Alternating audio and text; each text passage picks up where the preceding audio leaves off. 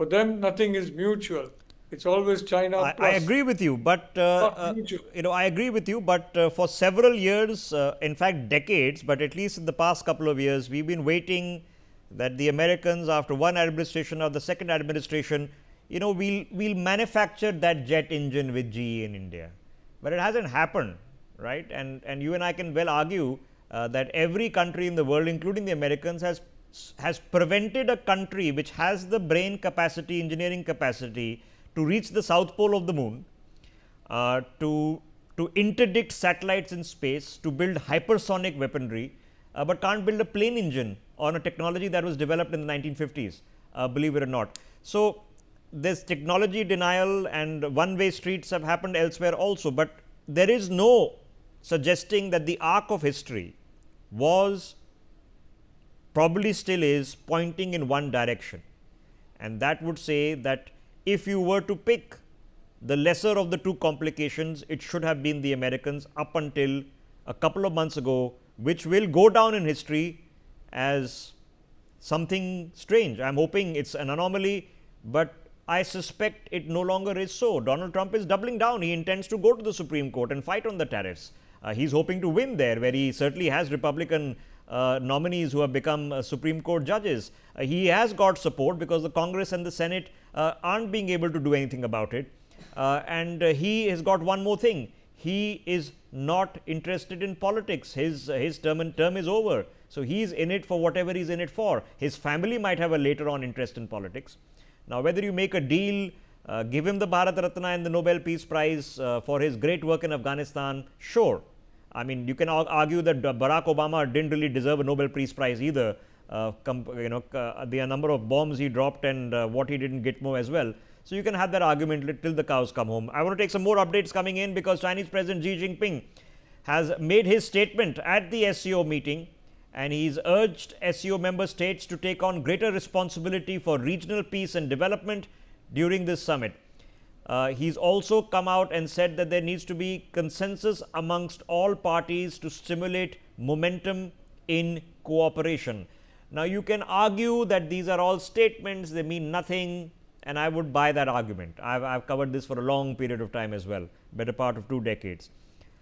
So, yes, it means nothing, but it also means everything. There is a reason they also make these statements, is because they are signaling to each other, testing the waters and signaling to the rest of the world. So, let me, with all the best perspective that we can put, let me get Dan back into this conversation.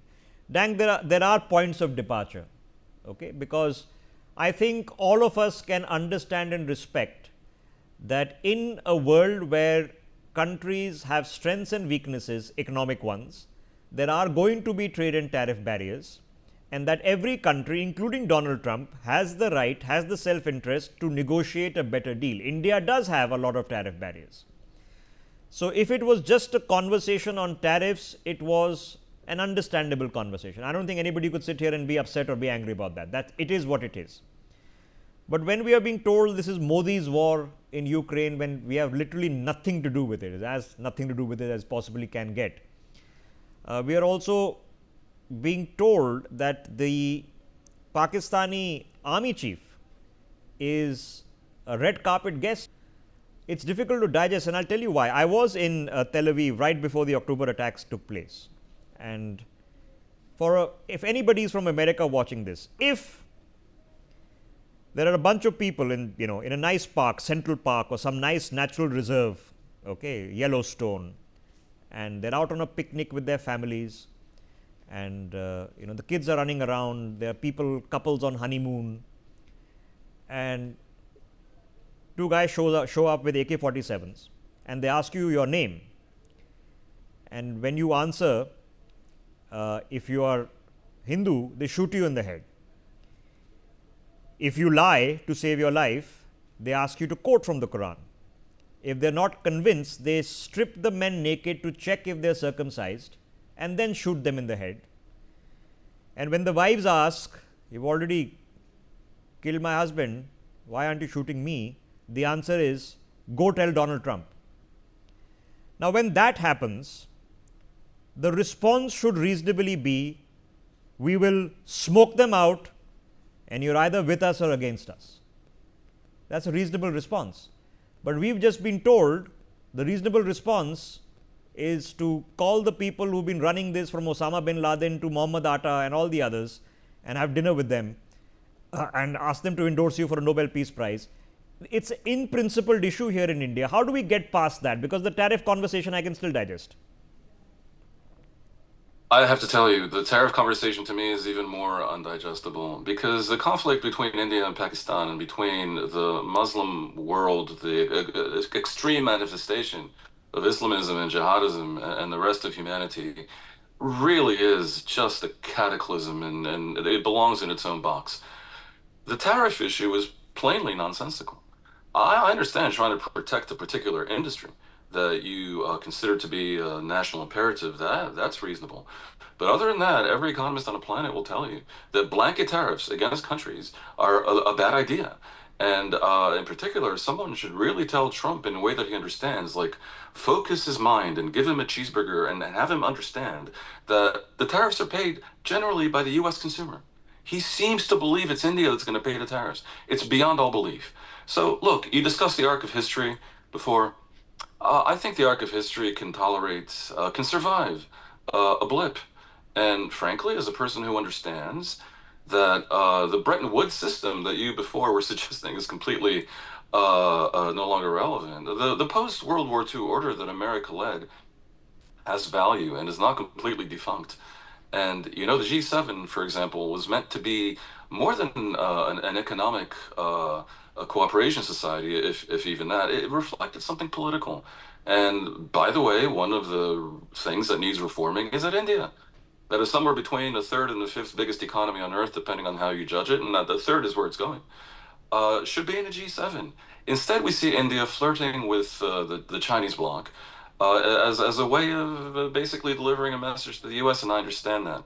But I think my own view is that within 3 years or so, this will be over because Trump's nonsensical tariff policies and his dismissal of NATO and his indifference to the rules-based global order that brought so much prosperity to the entire planet in the post-colonial era, including China and India, that is not shared by the U.S. population at large. The reasons why Trump squeaked into power twice now, once while losing the popular vote, are very specific to American politics and to the immigration fiasco on the southern border and to the never-ending circus over wokeness Okay, and a lot of so but then mistakes I that have the to ask Democrats you. made. I have to ask you. So, as a negotiating tactic, to be very aggressive in the get-go and and threaten all sorts of things, we've seen a dose of this before. So and the Chinese have seen it. Everybody's seen it.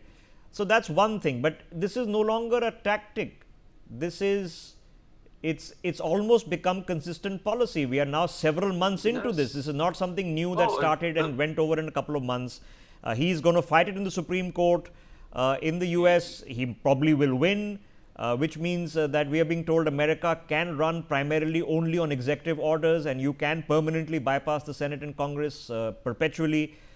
Precedents for the Americans to worry about, but we are now nearing the end of the year here. September is here, and this doesn't seem like it's going away. And 3 years of this will do a lot of damage. There's no running away from that. Can I just reply for a second? Yes, please. I understand the skepticism about the Supreme Court because they really are looking like a bunch of lemmings who are prepared to say that the president has immunity in all things. But sometimes they can surprise.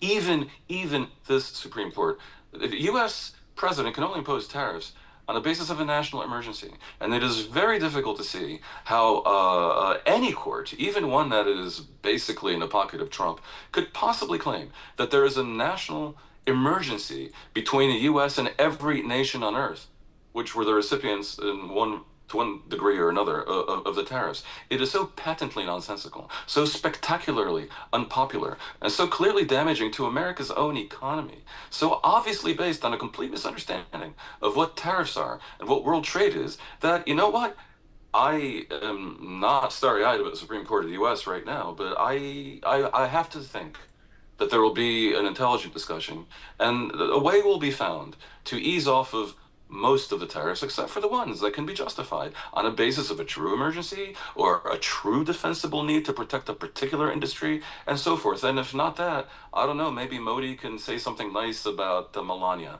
and that might make the No, tariffs you go know, away. and you know that Because almost that's- that almost sounds laughably petulant, but it isn't, because I was very keenly watching the head of Apple, Tim Cook, come to the White House, and this entire presentation happened about this very exclusive gift